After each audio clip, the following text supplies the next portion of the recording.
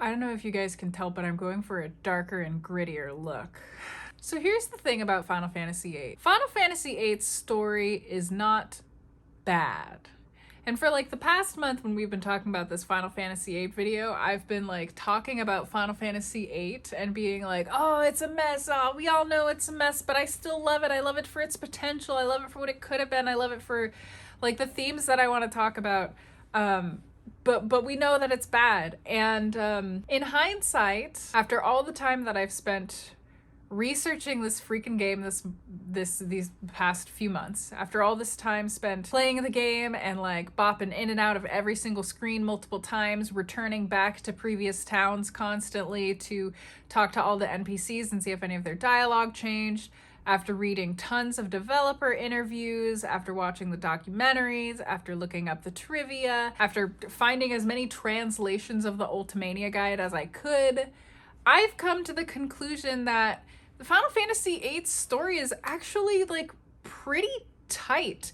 It can be confusing, but listen, the story of Final Fantasy VIII is not the problem. The problem with Final Fantasy VIII is the narrative design. It's not the story. And before I continue going on very much forward, I want to clarify just with the past narrative design videos I've done and with this one as well. Whenever I get worked up about stories, I'm obviously very passionate about stories, and I can go really in on certain aspects of stories and be very passionate and like enraged or what have you while I'm talking about these things. When I'm talking about these games, I say what I say and I mean what I say, and I don't mean any more than I say. So the Final Fantasy VII R video, I like Final Fantasy VII R. I think it's a really solid game in most ways. I just think the story let it down, and the story is what disappointed me the most. So that's why I say in the video, I think Final Fantasy VII R is a good game and there's a lot to like about it. It's just that the story is pretty bad. So what I'm wanting to say here is, if I'm talking about different aspects of this game that for me and for like the goals that the developers had, the goals that the story had, don't work for me, you think that they work with the story or whatever, you're entitled to your own opinion. I'm entitled to my own opinion. And like, I'm also entitled to critique things and say what I think works and what doesn't work about them. But I would appreciate not having my words taken out of context into thinking that I dislike a game that I've never said that I dislike just because I've critiqued it really heavily or critiqued certain aspects of it really heavily. You can critique things really deeply and talk about what works and what doesn't work, and you can still like the thing. Wild. But despite that preface though, like, I don't think that this Final Fantasy VIII video is not going to be like the Final Fantasy VII R video, because they're just two completely different games. As of this recording of the video, I haven't decided whether what I need to do is put in a summary of the plot to remind everybody about what happens, because a lot actually happens in this game, or whether I should just directly go in to all of the different things that there are to talk about. So I'm going to do both. I'm going to do a quick summary of the plot as quick as I possibly can, and then we're going to go in depth to the game, and like I'm going to explain why people think the game's story is bad, and some of those reasonings I'm gonna debunk, because some of those reasonings, like, yeah, you can have your opinion that a certain character is not written well or something like that, but some of those things just like textually aren't, some of the reasons people dislike the game textually aren't supported. Like, you know, the criticism that Rinoa is like a bimbo or a hoe, like that was like a thing that floated around in our time, in our youth, and like that's not even, I don't even know where to begin with that one. But let's start off with a brief little, as brief as I can make it, a little summary of the plot. We start off Final Fantasy VIII with the intro sequence that features a lot of foreshadowing to the end of the game, just scenes that happen in the end of the game, conversations that happen in the end of the game, scenes that happen in the middle of the game, and interspliced in between this battle that Squall and Cypher are having, which we eventually learn is a practice battle. Squall gets a scar, Cypher gets a scar, and Squall wakes up in the infirmary with a strange, mysterious woman who we later find out is alone, hovering over him. He eventually gets set back to his instructor, Keistis, who instructs both him and Cypher, and learns that his seed exam is going to begin fairly shortly, so he needs to prepare for it. Keistis goes with him to teach him about guardian forces, and we learn that guardian forces are essentially energetic entities that can coalesce into physical form when summoned, but otherwise are entities that can be junctioned to a person for them to harness this like energy's powers. So after Squall gets his GFs, we go on our seed exam to try and become a seed. Cypher is put in charge of the squad with Squall and Zell as his squad mates, and they're basically tasked with like being watchmen out in the middle of the city of Dalit, which is currently being invaded by Galbadian soldiers. The Galbadian army is invading the city of Dalit, and people don't really know why. Now, Cypher gets frustrated that he's not like seeing any action in this battle, so he leaves his post and heads towards the radio tower. While at the radio tower, Cypher basically just goes on ahead because he sees Galbadian soldiers heading into the radio tower, and Squall and Zell meanwhile hang back and come across Selphie, who is delivering a message that they are meant to retreat at this time. So Squall and Zell have to run inside the radio tower to get Cypher and remove themselves and like begin the process of retreat. The Galbadian soldiers manage to get the radio tower up and running, and then send a giant robot spider monkey thing chasing after the crew. We all run away, and we make it back onto the ship and escape safely. Cypher gets penalized for for not following orders during the seed exam, as does Keistis, because Keistis was his instructor. Meanwhile, Squall, Zell, Selphie, and another random NPC named Nita successfully graduate the seed exam. Put a pin in Nita. Successfully graduate the seed exam and become seeds. So that night they have a celebration at the end of the seed exam, which is a ball. Squall is like lurking off by himself, being a little lonely boy, and he sees a beautiful woman from across the room who thinks that he's attractive and asks him to dance. They dance, and then she abandons him in the middle of the floor to go talk to her friends, and he is very enchanted by her forceful, flirty ways. Then Keistis approaches Squall and is like, "Hey, would you maybe come spend some time with me? I have like a mission for you, kind of."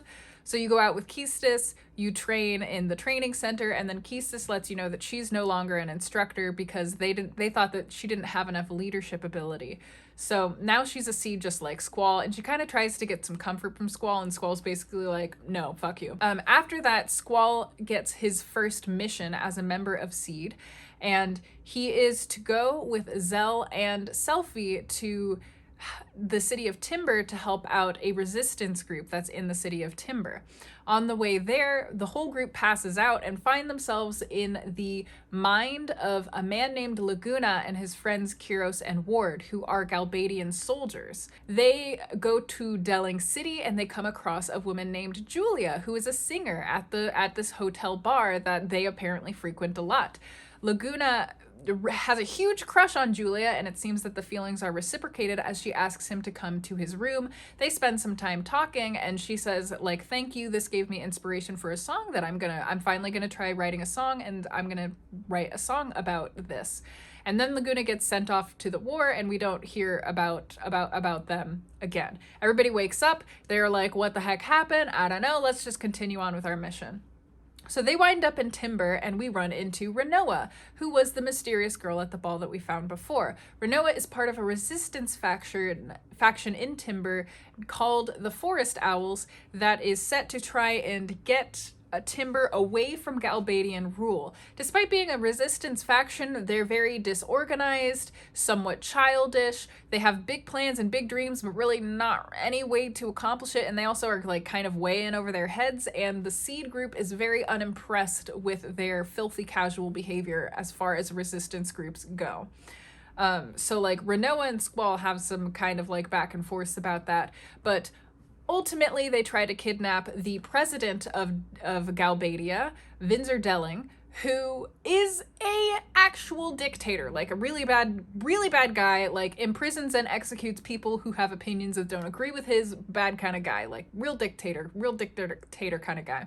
So they try to kidnap him, and the mission goes successfully, but it turns out the person they were kidnapping was actually just a decoy.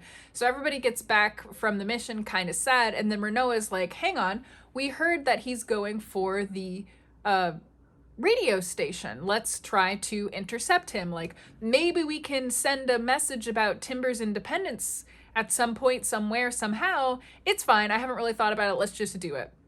So you go with Renoa and you go to the Timber station in order to do whatever it is that she wants. And on the way there, right in front of the radio station, Squall and Renoa basically get into a fight because Squall's like, what are you doing? What is the plan here? Why, like, you're risking our lives and you have no idea what's going on. Like, you are not a professional and you don't know what you're doing. You need to take this more seriously. And they have a fight, at which point Renoa gets sad and she runs away.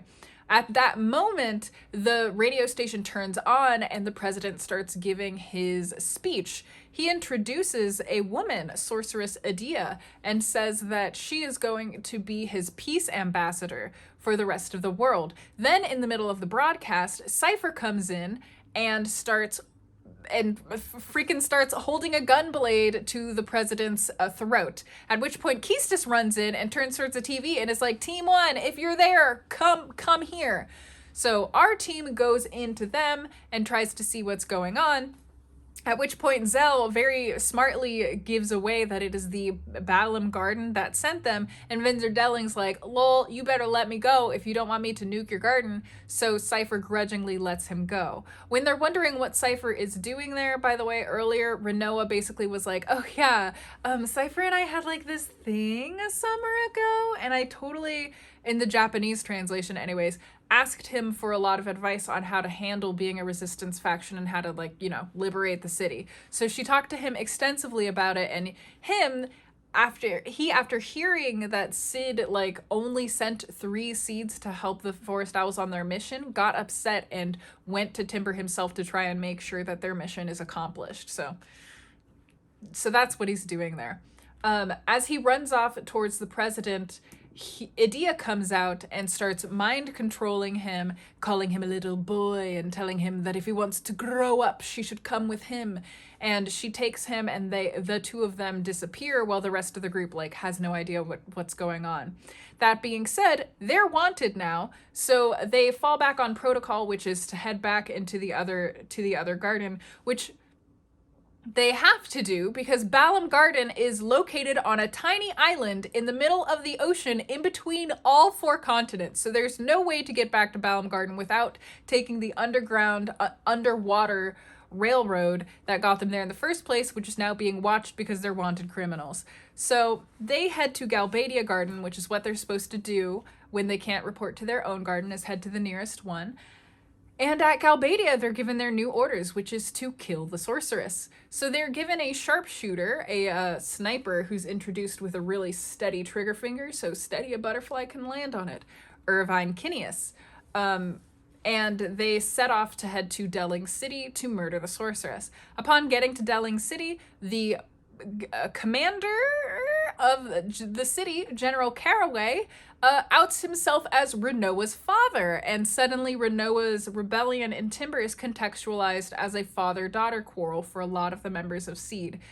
General Caraway, like, leads them around and explains what the plan is going to be, and says that the plan is basically that they're going to trap the sorceress while she's having a parade, and then they're going to try to shoot her. There's going to be 2 separate teams, the sorceress trapping team and the shooting team. That's the plan.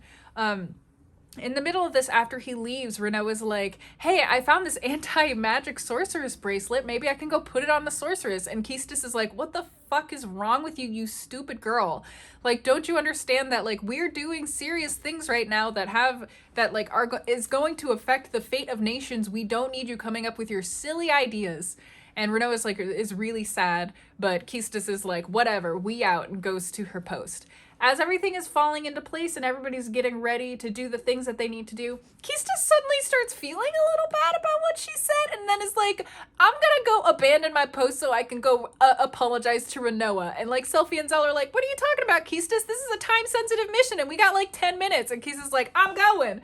So she goes off to go try find Renoa and apologize, but Renoa's already left and gone to try and find the sorceress by herself, like a very intelligent woman.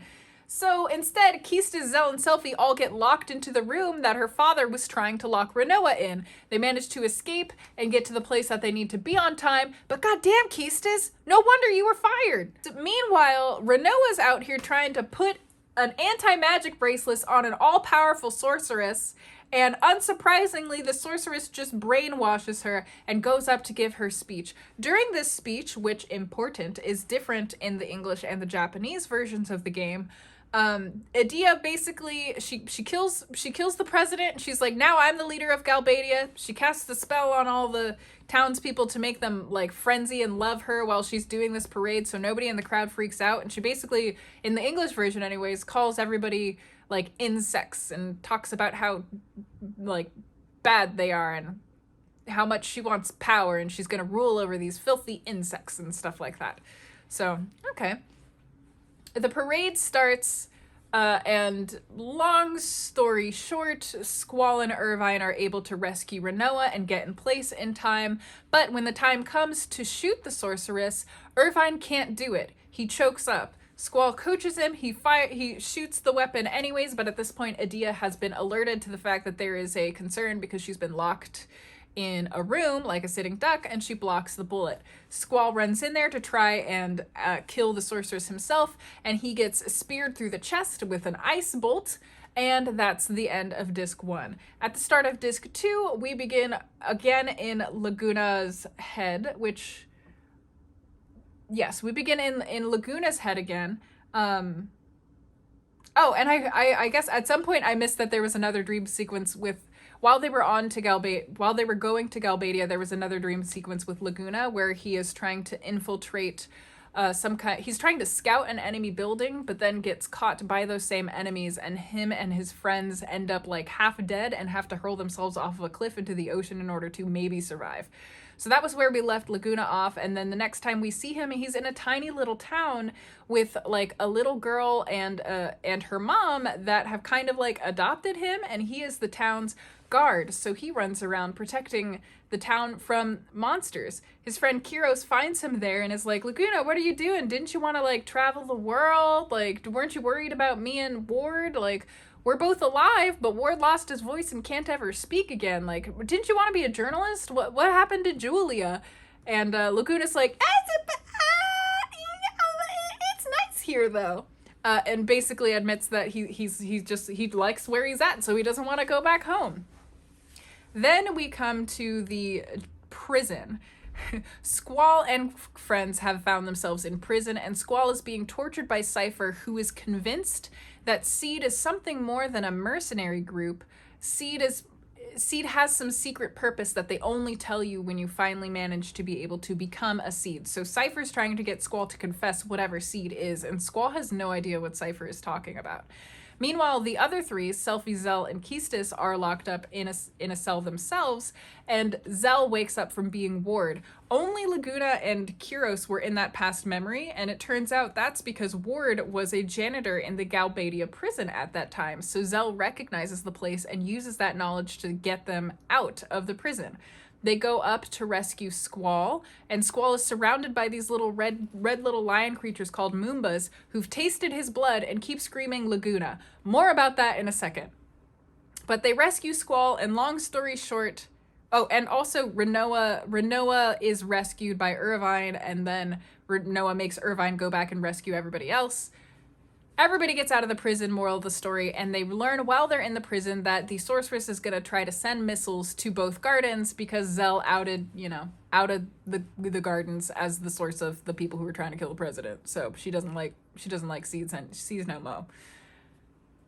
So the group splits off into two groups, one led by Selphie and one led by Squall. Squall's going to go back to Balam Garden to try and tell them to evacuate, and Selphie's going to go off towards the missile base to try and stop the missiles from launching. Before they can even start heading off to the missile base, we see missiles launch, and Zell says they were going to hit Trabia before they hit Balam. So the missiles are already off towards Trabia, which is where Selphie is from. Selphie is from Trabia Garden, so she gets really sad.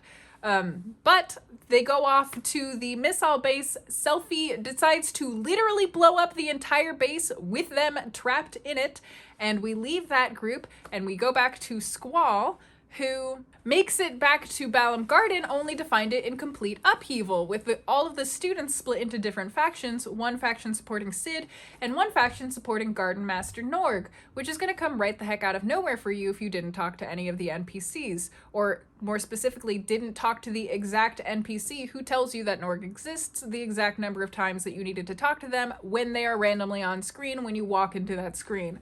More on that in a second.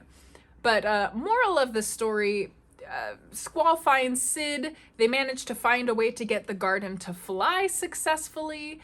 And while the garden is flying away from the missiles, it crashes into the ocean and rests for a little bit. Squall finds Norg and kills Norg, and then Balam Garden crashes into Fisherman's Horizon. Fisherman's Horizon, we learn, is a city filled with, like, scientists who got tired of all of the war going on and just wanted to be pacifists. So while they're there, they start repairing the garden, but they're like, y'all need to get out of here because you're gonna cause destruction. That, unfortunately, ends up being true, as the leader of Fisherman's Horizon ends up getting taken by the Galbadian military, and Squall goes to rescue them. And out of the machine that everybody was fighting crawls Selphie and her group, who are from Selphie and her group, who actually did manage to escape the self-destructing missile base by crawling into the boss that you fight at the end of that mission. So everybody's safe, as it turns out. And on your way back to the garden, Irvine's like, hey dude, like, yo, like, Selphie's like all sad and stuff. Like, do you think that we could maybe, like, I could ask one of these people who's repairing the garden to, like, repair the garden festival? Because she's been trying to do this thing called the garden festival all year, and it kind of got destroyed when you crashed Balam Garden, and I just want to make her happy. And Squall's like, whatever, dude, I don't care.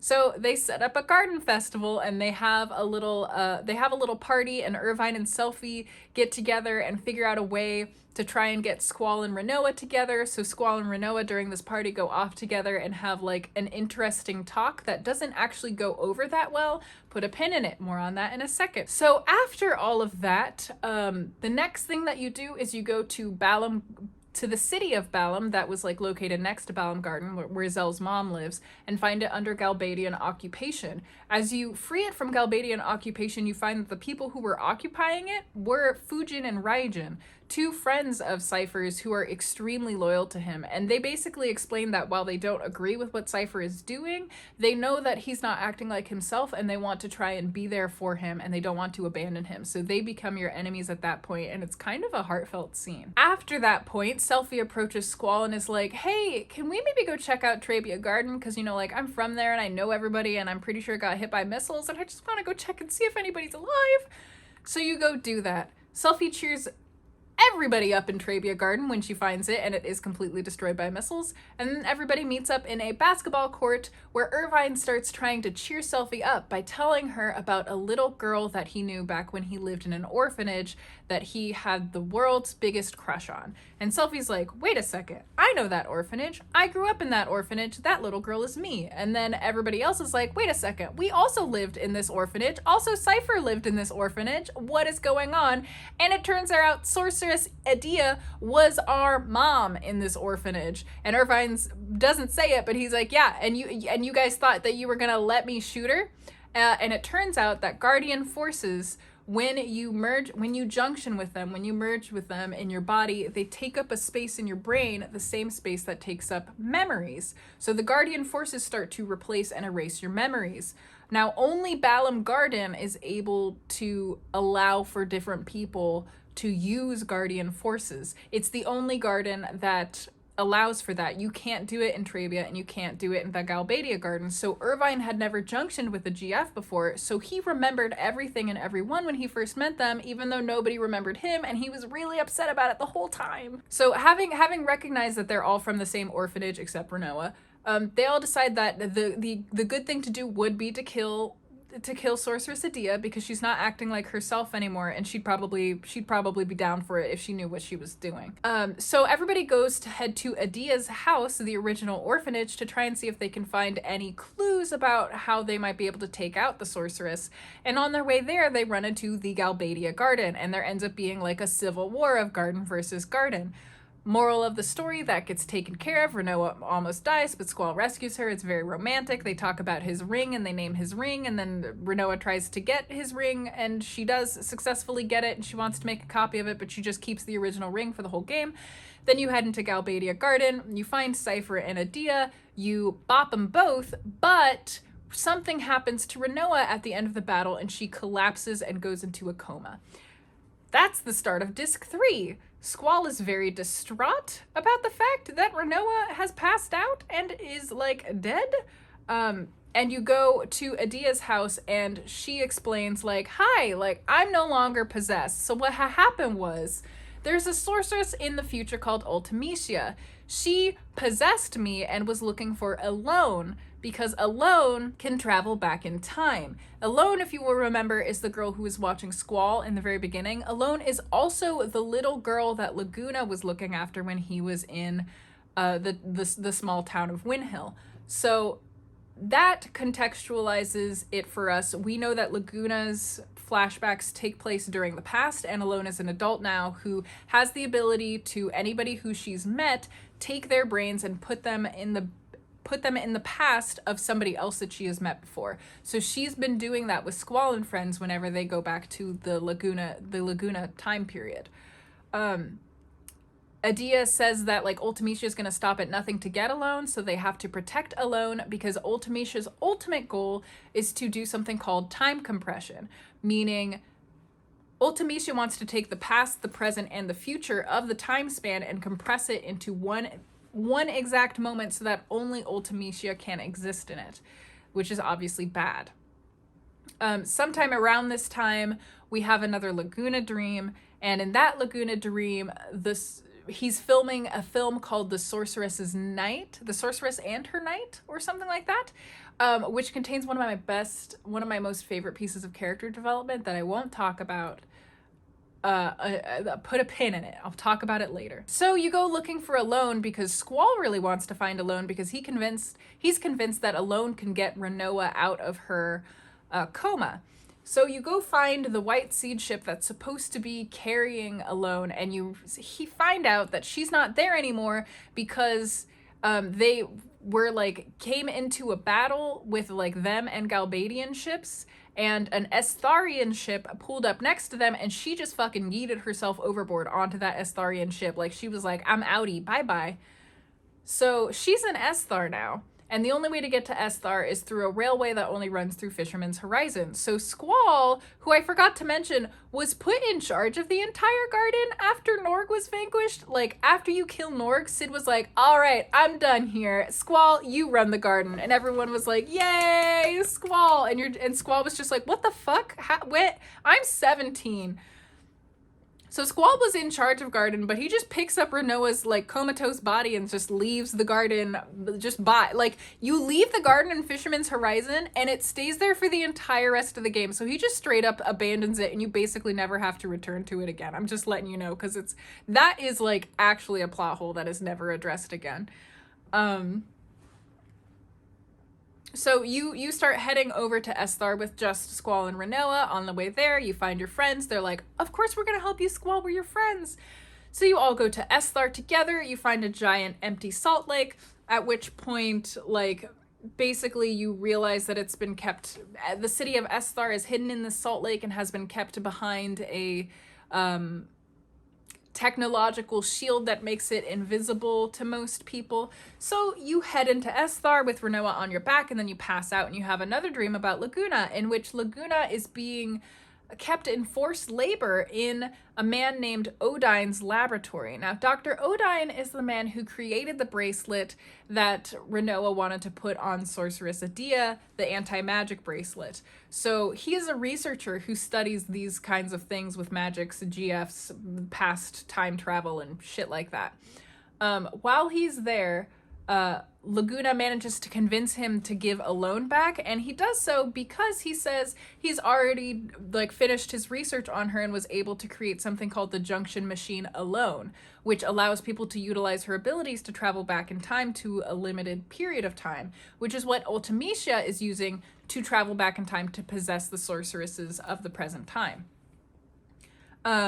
Laguna, while rescuing Alone, however, made a deal with the people of Esthar that he would help them get Sorceress Adele out of Esthar. Sorceress Adele, again, Laguna's time period is taking place in the past, and it's taking place during an event called the Sorceress's War. The Sorceress's War is happening because Sorceress Adele has taken control of Esthar and is power hungry and wants to control the world. So the Estharian people are trying to get her off of the throne, and Laguna agrees to help them out to do that.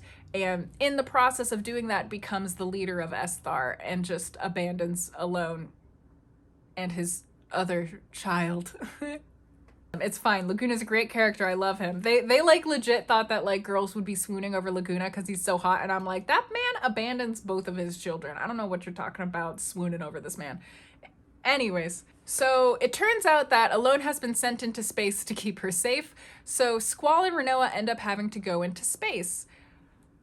So you split into two teams, the Squall and Rinoa team going into space, and whoever else you want to take along with you, and then the other team stays on the base ground. The team on the space ground, the team on the ground who hasn't gone into space, while everybody else is gone, realizes that a giant obelisk thing has arisen from the ocean and is floating over the city of Esthar, and they're like, oh shit, that thing's bad news bears. If that thing gets over Tears Point, the spot that it's trying to get to on the map, it's gonna summon monsters from the moon. And listen, I know that all of this sounds like it's coming out of nowhere, but I swear to God it's not. You just gotta stick around for the whole video, okay? Just stick around for the whole video. Point being that as soon as this obelisk, which is called Lunatic Pandora, stands over Tears Point, it's going to cause a gravitational pull that's going to pull monsters down from the moon, because the monsters live on the moon in this universe and they fall from the moon to the earth, and that's why there's monsters on the earth. Zell and crew try to stop Lunatic Pandora from doing that. They're unsuccessful, and Lunatic Pandora starts sucking monsters down from the moon. Back up at the space station, Squall and Rinoa are there, and Squall manages to find Alone and basically enlists her to try and help Rinoa. Before they can do that, however, Rinoa gets up and starts walking around as though she is possessed. And in fact, she is. She launches herself into space and towards the prison of Sorceress Adele. Now, I mentioned earlier that Laguna promised the people of Esthar that he would help rid them of Sorceress Adele. The way that he did that was by tricking Sorceress Adele into an immobilizing cage, and then launching that cage into space, and then broadcasting a jamming signal so that no possible waves could ever come near or around this cage, so that Adele would be trapped there forever. So there's a common, so you know how earlier in the story they had to go get the radio tower up so they could broadcast across the world. The reason that they needed to do that is because for 17 years, all radio signals have been jammed by this jamming thing that's up in space from the secretive country of Esthar, who doesn't tell people what it's doing. So the only way that you communicate in the world of Final Fantasy VIII is through underground high-speed cables, basically. And these cables cost a lot of money to put in, so only certain towns have these cables. And the reason they were trying to use the radio waves is because it was more accessible, and it would basically show up on every house across the world, even in rural areas. So that's why the signals are jammed forever. Rinoa floats over to the cage, unleashes Sorceress Adele, and then Rinoa is relinquished of her possession, because yes, Rinoa has been possessed by Ultimecia this whole time, and Ultimecia now goes and possesses Sorceress Adele instead and leaves Rinoa to float off into space and die. Squall is very upset at this, but everybody needs to evacuate the lunar base and start heading back to Earth, because the lunar base is being sucked into the gravitational pull of the monsters that are being pulled down to Earth. which also Sorceress Adele gets pulled into, so Sorceress Adele has been transported to Earth at this point. While in the escape pod, Squall like yells at Alone to put him in the mind of Renoa in the past and basically gets to see how much she likes him. And then he gets really mad and he literally just flings himself out of the escape pod in a spacesuit to try and get to Renoa. He manages to get Renoa and magically comes across a spaceship out there in space, and they get inside the spaceship and there's magically enough fuel to get them back to Earth, and then they have a romantic time on the spaceship getting back to Earth, at which point Renoa's like, by the way, we might not be able to get to like be together in the future because I'm a sorceress now. Sorceress Adia accidentally passed on her powers to me when she did not intend to. So now Renoa is a sorceress and she just turns herself into the Estharian government because she's like, I'm probably bad and you guys are probably going to want to like freeze me into space like you did with Adele or something like that. Like basically as long as Renoa is a sorceress and Ultimecia exists, Renoa is a threat to the world because Ultimecia can possess her and use her powers for ill. So Renoa is like a ticking time bomb basically.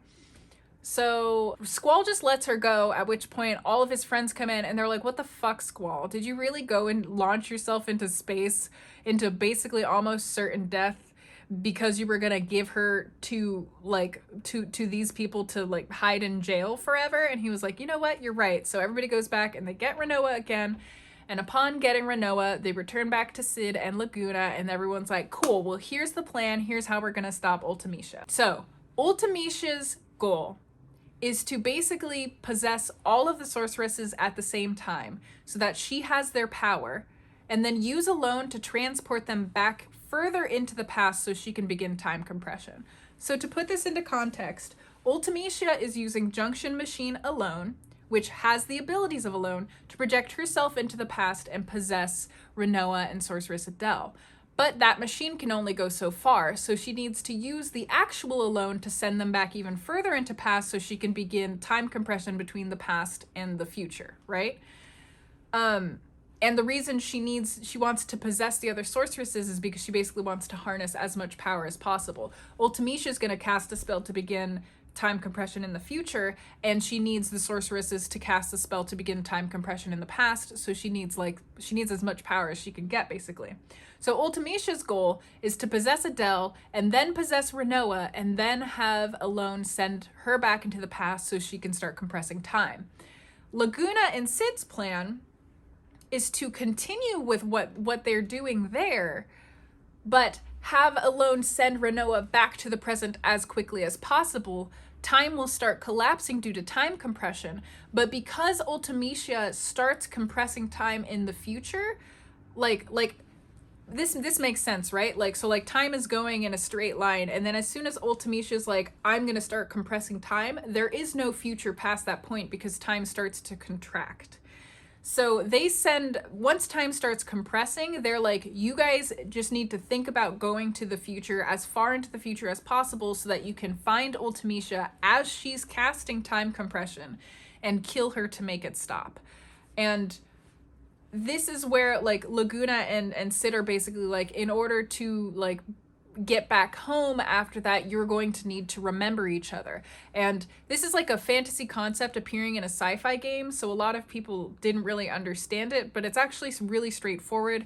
The idea is that if you exist in your present time, you're existing as you properly should, so there's no problems with your existence if people forget about you. However, the minute you go into the future where you're not supposed to exist, the only thing that guarantees your ability to continue existing is other people existing and verifying that you are supposed to exist here. So everybody needs to go into the future together and remember each other and remember their friendship to continue like basically giving each other the ability to live by remembering that they're real. And then the way they all get to the past is by remembering the past and remembering each other to get them there. Long story short, time compression works. They kill Ultimecia, we go back into the past, and then Squall actually goes a little bit further back into the past, to the point that he's meeting Adia back when he was a child in the orphanage. Adia's like, who are you? What the fuck are you doing here? And at that moment, Ultimecia appears. Ultimecia is dying, but she's a sorceress, and sorceresses need to pass on their magic before they can continue to fully actually die. Adia is already a sorceress at this point, so she accepts Ultimecia's powers and absorbs them, and then is like, no, really, what are you doing here? Who are you? And Squall's like, yeah, I am a seed from the garden. Seed are meant to destroy sorceresses. We just killed that sorceress. She was trying to destroy the world. Have a good one. And he leaves, at which point a stable time loop is formed where like Squall gives Adia the idea to start Seed and the garden with Sid, which I forgot to mention is a thing that they do. That's why Seed exists in the first place. They establish the garden. They put all the orphanage kids into the garden, basically. And like it establishes that stable time loop. Then Squall and Rinoa basically like work together to get Squall back into the present day, and the game ends with Squall and Rinoa in love, Irvine and Selphie in love, and Zell and the library girl in love. Woof.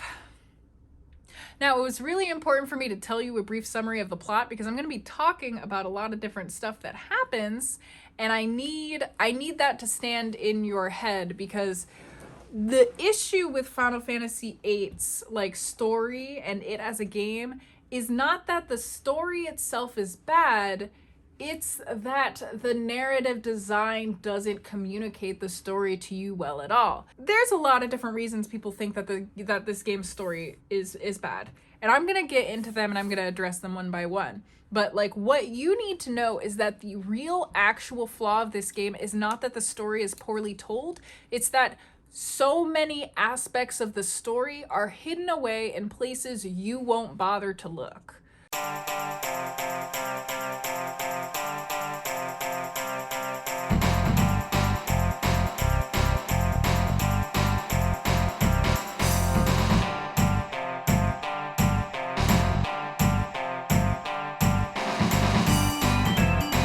There's all of this information hidden in NPC dialogue, especially in Balamb Garden. But the issue is that in Balamb Garden, NPCs appearing is random. You can walk in and out of a scene several times, and in a lot of rooms, the NPCs that are there will change. On top of this, what the NPCs say changes depending on how many numbers of times you talk to them. There's some NPCs who have 4, 5, 6 different original lines of dialogue that you only get from talking to them over and over, and then it repeats. But if you're like most people, you maybe talk to an NPC once and then you assume that that dialogue is going to repeat for the rest of the game. In addition to that, a bunch of NPCs in Balamb Garden get new conversational pieces after every beat in the first disc. So you wake up in the infirmary, everybody says something different. You go to class and you start heading out to see Ifrit, everybody says something different. You come back from seeing Ifrit, everybody says something different. You are about to head out on your seed mission, everybody says something different. You get back from the seed mission, everybody says something different. Right before the party, everybody says something different. In between the party and when you go out with Keistas, people say different things.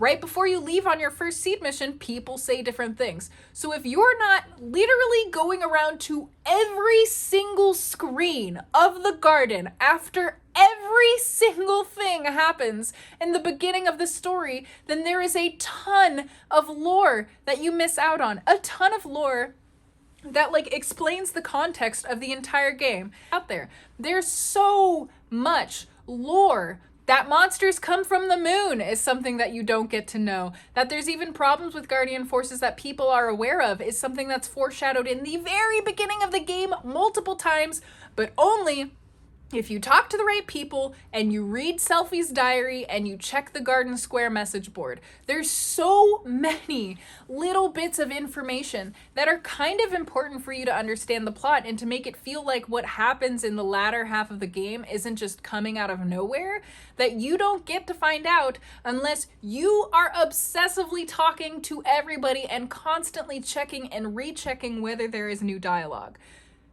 That is like the summary of what is wrong with Final Fantasy VIII.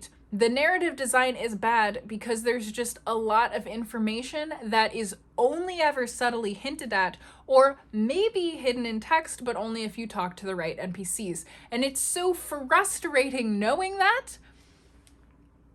it's so frustrating knowing that, because when you do go around and you dig up all of that information, the plot makes a lot of sense, and you get to start to see how, again, how tightly well knit the plot is.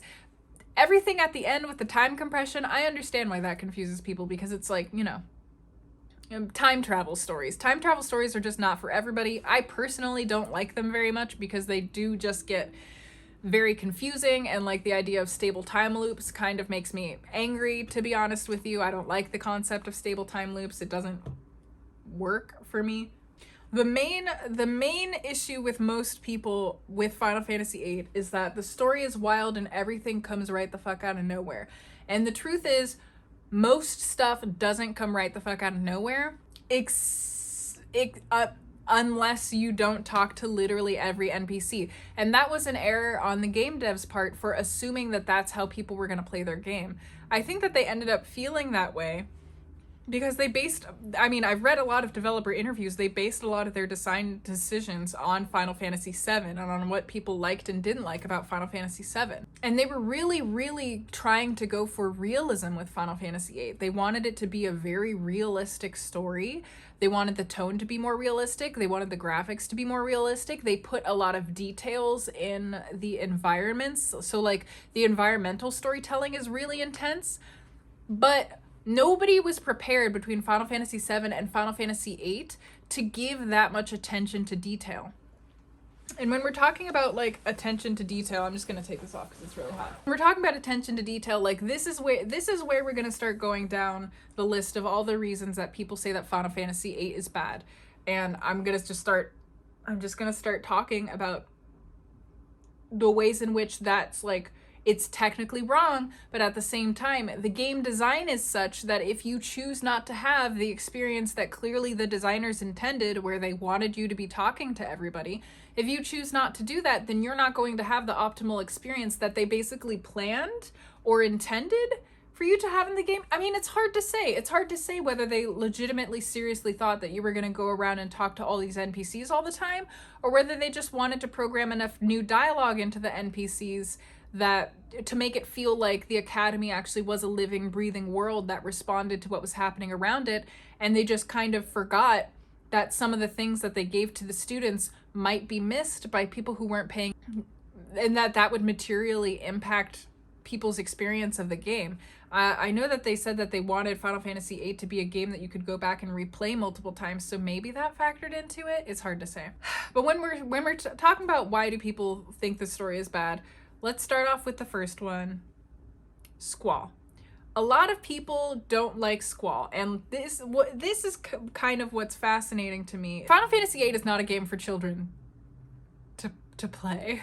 Like, a lot of us didn't like Final Fantasy VIII and we played it when we were growing up. Not all of us. I know I got a lot of people from all different age ranges, but a lot of us played Final Fantasy VIII as kids. And a lot of the stuff that happens in Final Fantasy VIII and the subtleties and the nuances of what's going on, we're definitely going to just fly straight over our head and have us boil things down to like general presumptions, especially if we didn't take the time to flesh them out by exploring the world. So we have like Squall is an emo kid, and we have Renoa is a tart, and we have like Selphie is like just like a wild person who wants to blow everything up, and we have Irvine is just a one-note womanizer. And these are like the only character who's like really all that one note is Zell, and he's not even all that one note. He's just like, you know, one-dimensional characters aren't bad, and what you see is what you get with Zell, you know what I'm saying? But like, none of those characters are actually like that. We just played the game when we were kids, and the character writing is more subtle than it was in Final Fantasy VII. The developers said that their past Final Fantasy games were made with like more of a manga style of like dialogue in mind. So it was meant, like, the characters were so small that the dialogue had to be really big, because that was the only way that they were going to get across what the characters were feeling. With Final Fantasy VIII, because they scaled up the models, they felt that they were able to put a lot more expression into the characters' faces and the characters' movements, and therefore they wanted to make the dialogue a lot more natural, like real people would talk. Squall gets memed as this like super emo guy. Right at the outset, we're gonna touch on one of my favorite things about Final Fantasy VIII, and one of the things that like makes it so impactful to me is that Final Fantasy VIII is kind of a study in people's responses to trauma. So we're looking at all of the Orphanage gang, right? And all of the Orphanage gang are people who have had different strong coping mechanisms to the trauma that they experienced by being abandoned / having their parents murdered during the Sorceress's War as children. Now, like, so let's just like go through the Orphanage gang real quickly. Of the Orphanage gang, Squall and Cypher are the only two people who never got adopted. So Squall and Cypher never get adopted from the orphanage. They get sent directly to Balamb Garden to train to be a seed. Neither Squall nor Cypher have ever really learned what it's like to be in a family and relate to other people appropriately. So Squall ends up, because Squall was like very attached to Alone as a child in the orphanage, which I forgot to mention, she was there in the orphanage too. Squall was very attached to her, and when she ended up leaving him, probably adding on to the hurt of his parents leaving him, Squall basically became like closed off from people. He was like, I'm all alone, I don't like being alone. The goal then, and he was like 5, so we can't blame him, but like the goal then is to put up a wall between me and everybody else, because it's a lot easier to not get attached to anybody than it is to open myself up and get attached and watch them leave, because people do leave and they do die and they never come back. And that's where Squall's perspective is. If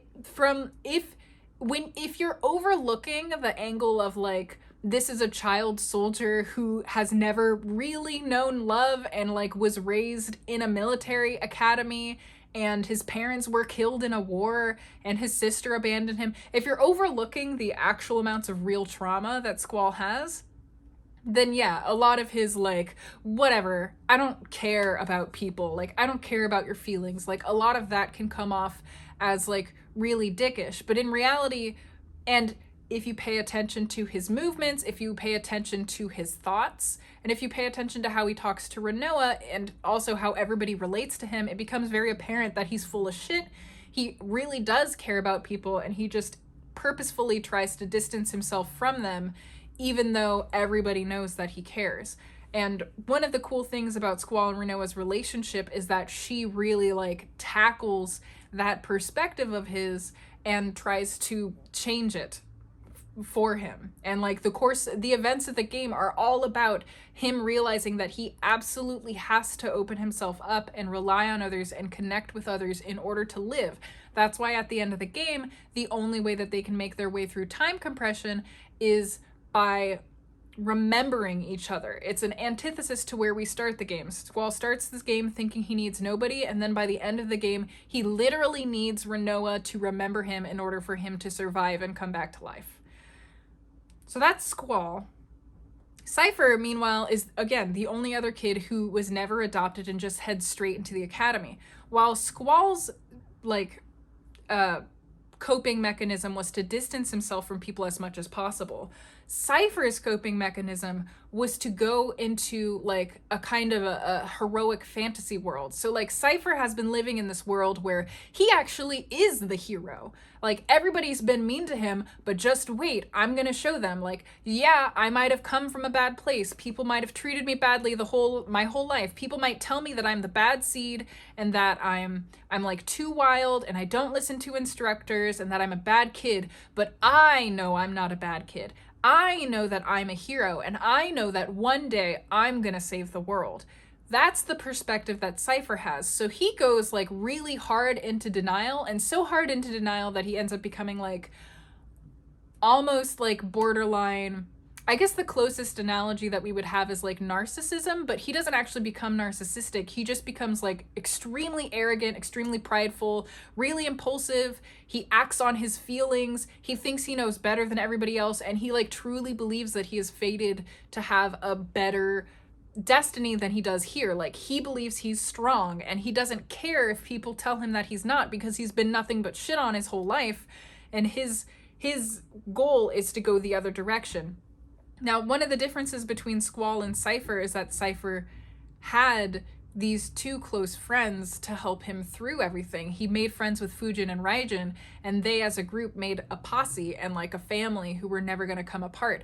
So Cypher is able to draw upon sources of support and like bolster himself up from that. And I think that's part of why he has such an aggrandized, like over the top, I'm amazing personality, is because that's his defense mechanism against truly feeling like he actually is shit. So he's just in denial, trying to tell everybody that he's fantastic because deep down he believes that he is also shit because he's been treated like it his whole life.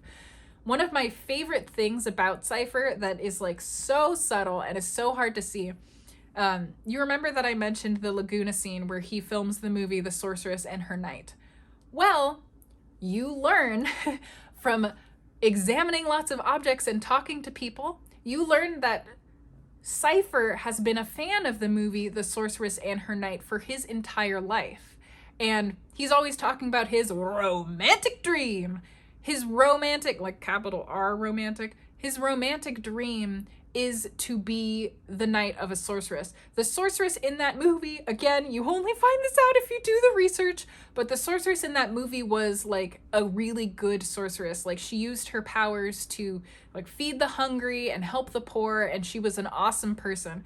So the sorceress and her knight were a good couple. It's also kind of implied that the sorceress and her knight were in love, and like the knight was very heroic for like protecting her from people who thought she was evil when she was just out here doing good. So it's like, it is a really romantic story. It's a really heroic story. It's like a chivalrous story. And Laguna plays the knight in that scene, and if you pay attention, Laguna, when he's fighting the dragon during the filming, holds his gunblade the same way that Cypher holds his gunblade when he fights. Laguna, at the end of fighting the dragon, swashes his gunblade in the same way that Cypher swashes his gunblade when he wins a fight, and what he does when he's having conversations with like Squall, and he like does the little thing where he's like swashing his little gunblade. That's the same movement that the knight does in Sorceress and the Knight. So Cypher has literally been sitting on this dream of actually becoming a literal hero for his entire life. So when the sorceress comes around and she's like, hey, you're tired of being a boy, aren't you? Everybody makes fun of that scene because it is like really like, yeah, like I get like we're going up, like the sorceress is going up to Cypher and she's being like, you're a boy. You don't want to be a boy anymore, huh? You want to be a man, don't you? Don't want to be a boy, you want to be a man. Like, I understand that that's hilarious, especially to us in the West. Like, I think it was a case of, like, not translating over well. But it factors into the theme of Final Fantasy VIII, which has to do with overcoming your childhood and, like, becoming an adult.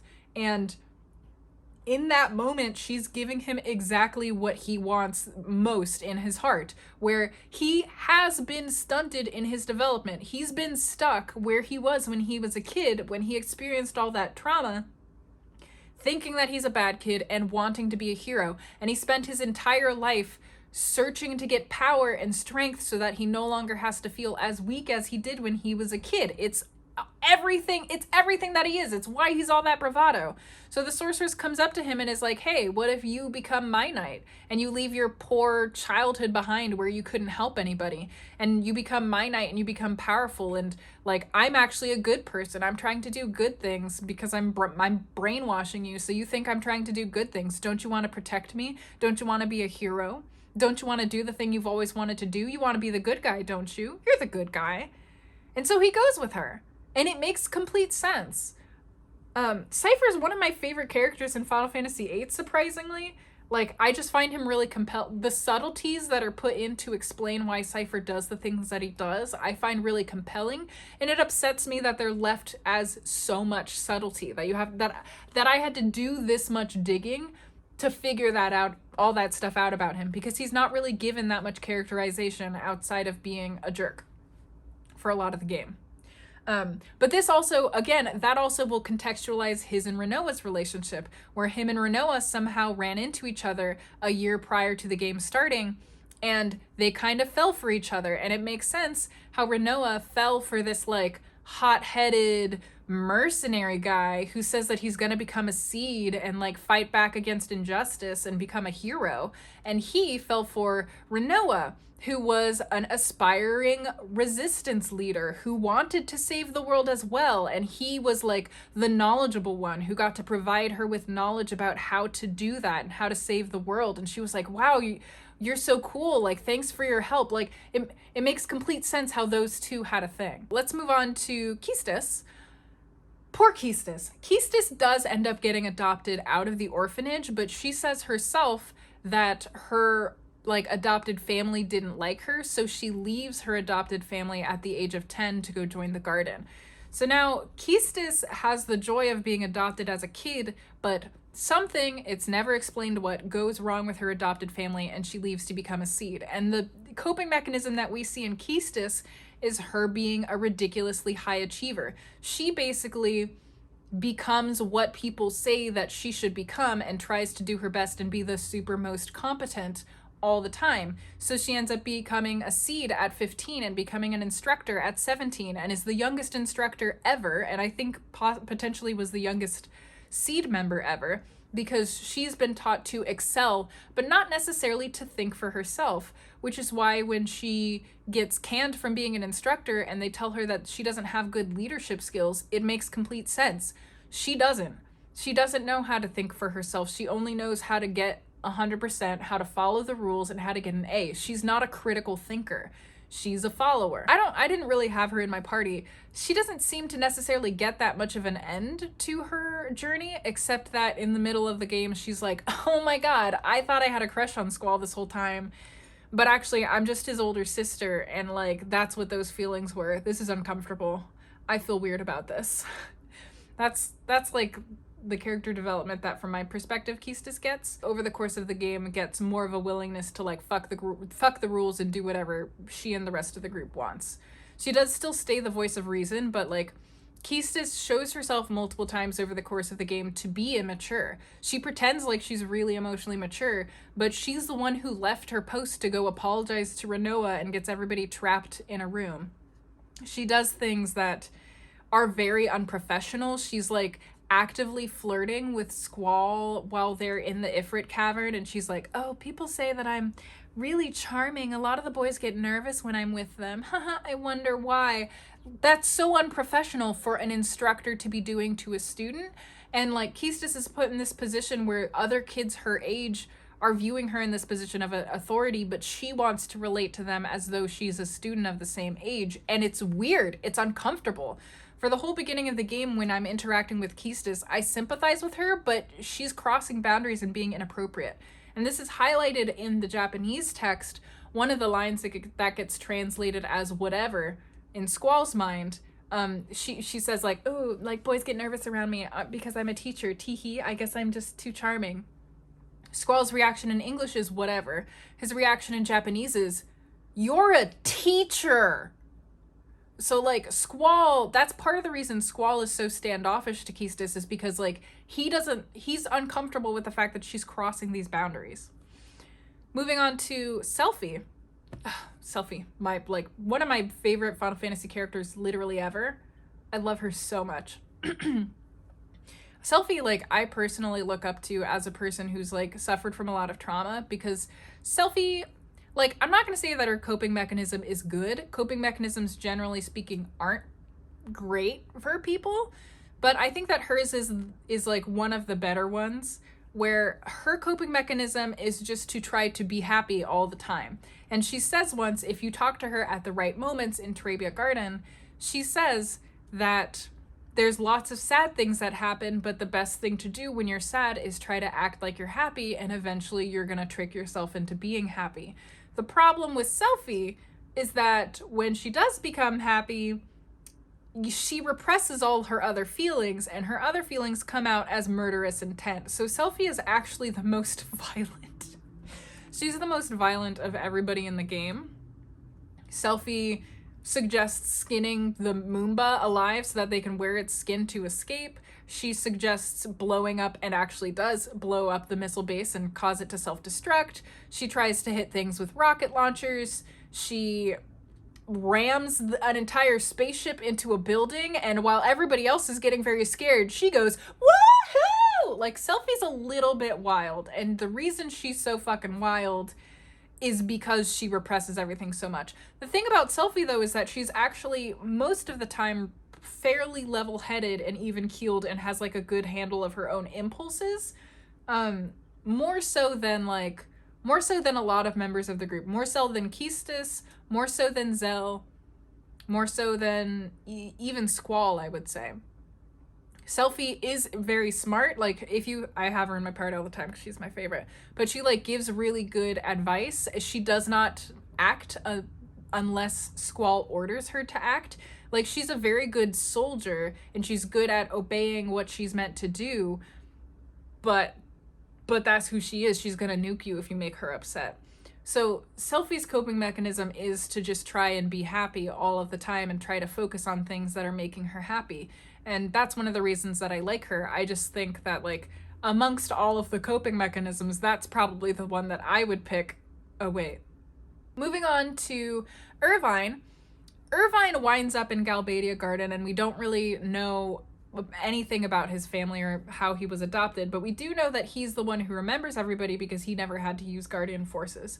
So Irvine's coping mechanism for his past is to put on this, like, weird womanizing facade, and he loves to act like he's, like, the lone sharpshooter and, like, super good with women.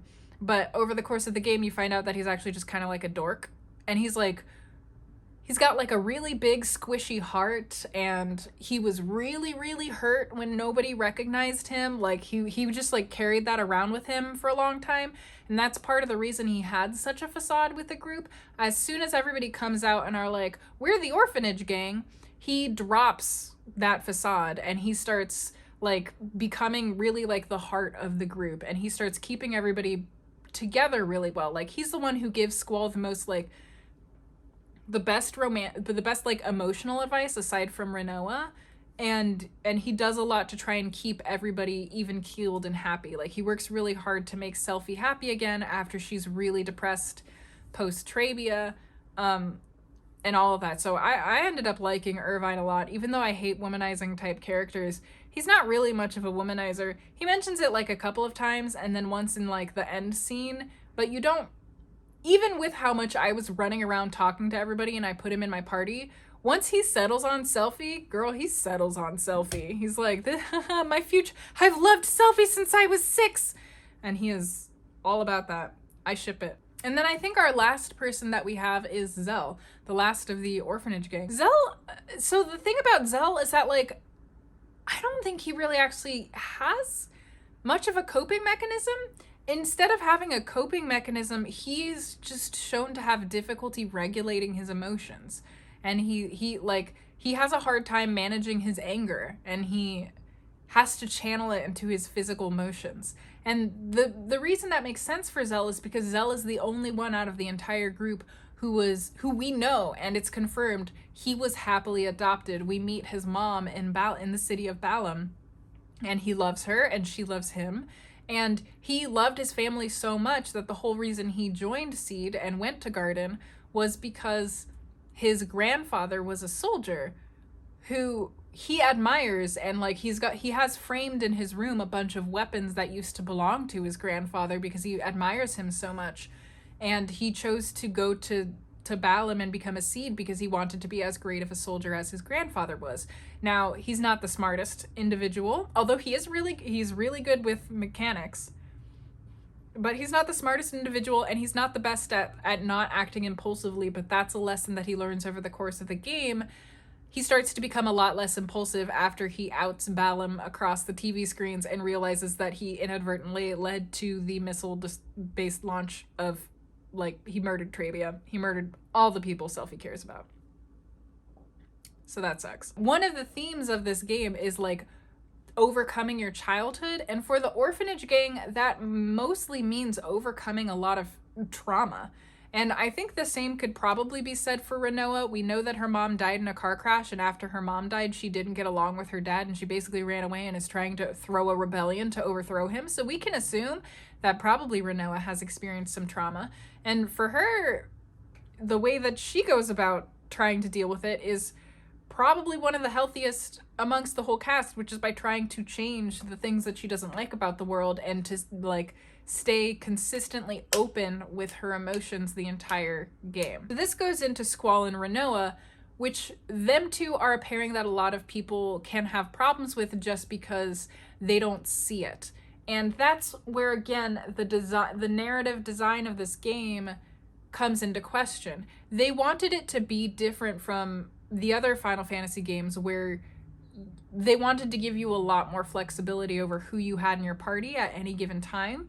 The problem with that is that if you don't put Rinoa in the party with Squall at every opportunity that you have to put them together, you miss out on the majority of the like connective tissue between the set pieces that explain why they like each other. So I actually think that like in the scenes that everybody gets to see, in the main quest scenes, Rinoa and Squall's romance makes a lot of sense, because here we have like a really headstrong, emotionally open, a fairly flirtatious girl who wants to stop at nothing to achieve her ends, no matter how childish her ends like may be and how untrained she is. She's very determined to make the things that she wants happen. Rinoa is characterized as a person who says what's on her mind at all times, and like she's not the kind of person to hide her feelings at any point, which is very different from all of the rest of like the girls in the game, really. Like Selphie hides her feelings under her happiness, and Quistis suppresses her feelings like crazy because she's trying to be perfect all the time. Whereas Squall is this character who is, again, raised to be a soldier from birth, basically, and doesn't know how to relate to normal people, and also believes that relating to normal people is not an effort worth making. Like, he doesn't believe that it's worth getting emotionally connected to people because he's just going to lose them in the end, right?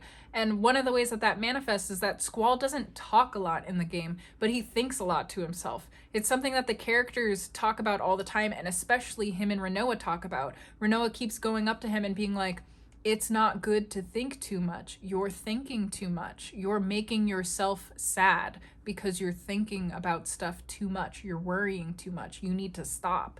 So like Rinoa is always going over to Squall and trying to like grab him and be like, hey, snap out of it. Like, let's go on a walk. I don't need you to be ruminating on all this sad stuff, because Squall is shown to be a character who like if you look at the scenes and you imagine them from the other characters' perspectives, Squall has a lot of periods of time where he just like walks around and thinks to himself without expressing anything to any other people.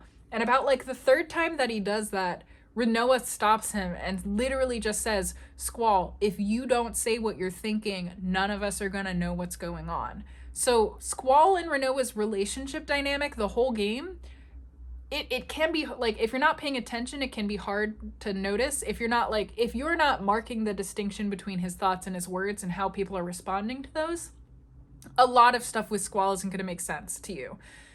Squall gets placed in charge of the garden because he is he's a really good leader. He gets put in charge of stuff to command stuff because he is a good leader. It's not just that he's the main character, it's that he's good at leading people, except that he's not good at emotionally leading people. He like leaves people on their own when it comes time to emotionally motivate them. And that's the place where Rinoa is really strong. Rinoa is able to easily see other people's emotional needs and help them with that. And that's something that we know about Rinoa from the very beginning when we meet her. When she's at the dance and she sees Squall and she comes over to Squall, a guy who has a fresh scar on his face, and she says, "You're the best looking man in the room. We should dance." Like, that was a very kind thing of her to do, and I'm sure that she meant it. Like, I'm sure she's really attracted to Squall. He's hot in this game when you can see his face. He's really hot. But it was also just a really kind thing of her to do. And the developers went on record saying, like, that's just the kind of stuff that she does. Like, if she wants something, she just goes up to someone and she's like, oh, okay, let's go. And they went on record saying that she probably would have acted that way to any guy that she found attractive at the party. But she just found Squall the most attractive. But, like, we see that from the beginning. And then throughout these missions, she's, like, chastising Squall for Like, Zell is really upset after he outs the garden on national TV, and Renoa's like, why aren't you comforting him? Why aren't you comforting Selphie? Why aren't you like saying anything to boost the morale of your team? They need your leadership emotionally too, not just tactically. And him and Renoa basically get in fights about that, where he gets really pissy and defensive. And he usually doesn't say much. Like, he's usually like, whatever, unless you make him yell at her. So he does like sometimes yell at her in response. But if you don't do that, just his body language is enough. Like, he crosses his arms and he like sharply moves his head, which he only does when he's angry, if you pay attention.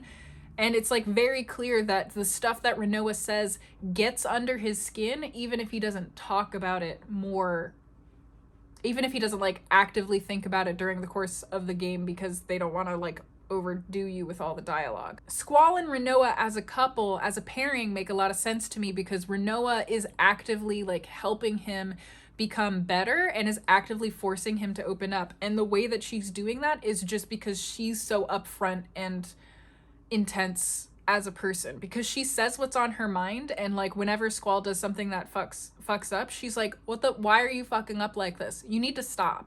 And she confronts him, and it forces him to grow, and she gets under his skin, and he starts to appreciate that about her. He starts to appreciate that, like, basically he can rely on her because she's always going to be there to tell him exactly what she's feeling and to try to guess at what he's feeling. I've seen a lot of these pairings in real life too, where there's a person who is not as good at explaining their feelings, and they end up going for somebody who's really good at reading them and like really good at telling what their feelings are and like engaging with them from there. And that's what Renoa does. Renoa intuits a lot of Squall's emotions and then responds to them, even when he's not actively saying stuff. They have conversations where Renoa is the only one talking and Squall is just sitting there making body movements. I mean, he's thinking in his head, but like, as far as Renoa can tell, he's just there making body movements. So like, he's a really like fairly stoic person, and she's out there like, hey, I know you got emotions in there, even if you pretend that you don't have them. Their romance makes a lot of sense. I'm a little bit more shaky on why Renoa likes Squall. I mean, he does save her life like 3 or 4 times. So I mean, that's fair. And he is very attractive. The devs also went on record basically saying that they don't feel like Squall and Renoa are like truly in love. They think that like at the end of the game, they're about 1/3 of the way towards true love. And I think that makes sense the most from Renoa's perspective. Like, who knows how and when her feelings for him got to be intense, but we know, I mean, I think it's fair to say that after the space scene is probably when she's like, yeah, I'm in love. After she's like, hey, thanks for saving me in space. By the way, I'm a sorceress. And he's like, I will never abandon you. I think that's probably a good, like, I think most people who have a crush on an attractive person, if that happened, they'd be like, alrighty then. So I think the reason that a lot of people dislike Squall and Renoa is that they miss out on a lot of the connective tissue that happens in between these like big, larger scenes, where there's, especially in the missile base, if you send Renoa to the missile base, you miss out on a lot of like not subtle, but you miss out on a lot of interactions that happen between them. Like, you miss out on Renoa waking Squall up from being asleep and being like, hey, take me on a walk. Like, Renoa being like, you're thinking too much, take me on a walk. That only happens if you take her to Balam Garden with Squall at that time. So there's just a lot of situations where you can miss out on their kind of dynamic and what's really going on between them. And you miss out on the subtleties of Squall slowly opening up, because it's not apparent that he's slowly opening up unless you contrast his behavior. That's another area where the narrative design of Final Fantasy VIII fails, because they should have just required that you put Renoa in your party. If that was the story that they wanted to tell, then I think it would have been more effective by forcing Renoa to be in your party so that you got to see those moments. But at the same time, I can see why they didn't want to do that, because they really wanted there to be a lot more freedom in this game. And also, there's no quicker way to get you to hate a female character than by forcing you to be around her all the time. So that makes sense. The orphanage twist is another reason that a lot of people hate the game. And the orphanage twist is one of the few things where there's like the least amount of foreshadowing. So it does come right the fuck out of nowhere. It fits in well with the story. Like, if we're just like looking at the story as a structure, as a plot, it fits in well, it makes sense, it's utilized well, but it's not necessarily integrated well, where like, I think honestly it would have been better if they had Irvine suggest more stuff. If they had him like kind of be like, I mean, you remember, and everyone's like, remember what? And he's like, nothing. Like, I think it would have been better if they put some of that stuff in there, but they really don't at all, even if you put Irvine in your party. So I think that is one area where like they should have foreshadowed that a little bit more so it didn't feel like it was coming completely out of left field.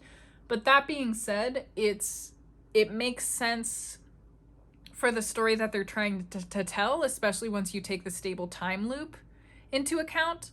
So what I'm saying here is there's not much that I can say to defend against people who just don't like that that's one of the twists that happens in the story. I'm willing to bet that part of the reason they don't like it is because it feels like it comes out of nowhere, and it is really frustrating, even though it makes sense in the context of the story. I think the sorceresses and how the sorceresses work are another case where people get really frustrated with the story. And I think that this is one of those cases where if you're not talking to NPCs, you're going to get really frustrated because you only hear about sorceresses like when Adia shows up. They're like, oh, by the way, sorceresses exist. I think they mentioned the Sorceress War, like mandatory, like Keistis is teaching and she mentions the Sorceress War or something, but it's not really focused on at all until Sorceress Adia comes into the plot. And at that point, you're getting all this information about like Sorceress War, Sorceress Adele, Sorceress Adia. There's all these different, now there's Sorceress Ultimecia. They get their powers. How does it happen? Why are they afraid of her? Is this the same woman?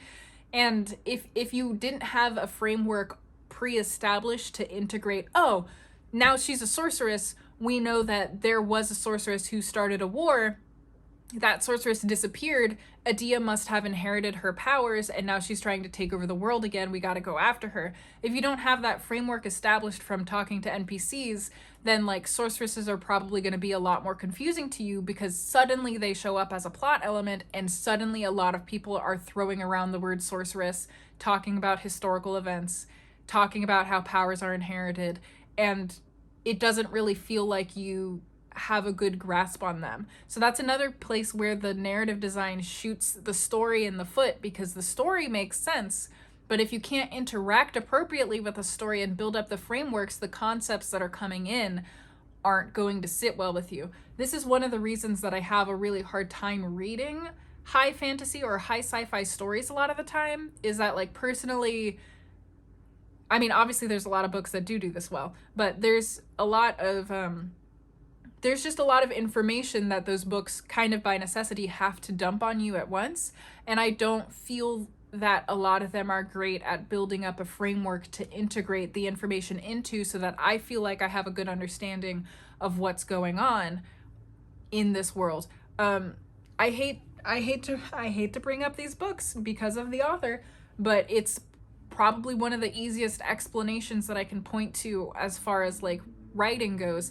In the Harry Potter books, in the first book, like we're introduced to the wizarding world, and over the course of several books, that world gets more and more complex, but we're introduced to it slowly over time with like a framework to start working in, and then it expands out from there and starts to get more complicated from there. So it never really feels like the stuff that's happening is coming out of left field, or, well, broadly speaking, it never feels like something's coming out of left field or you don't really understand what's going on or how this fits into the world because you have this solid framework set up.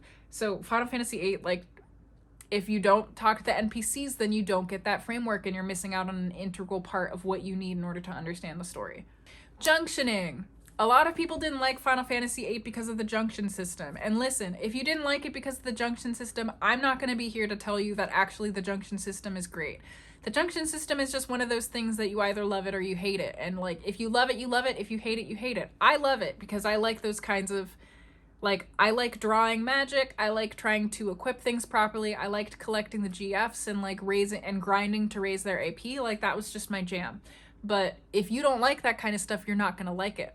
One of the things that I do like about Junctioning, though, as far as the story goes, is that Junctioning is integral to the plot of Final Fantasy VIII, and it informs the story. So the story to gameplay balance is actually really well aligned there because of this. So, you know, Junctioning is an ability that basically Dr. Odine created. So Dr. Odine allowed people to junction themselves to Guardian forces back when the Sorceress War was happening. Before Dr. Odine did that, there was no way for people to really fight against sorceresses, because sorceresses were the only thing that could use real magic.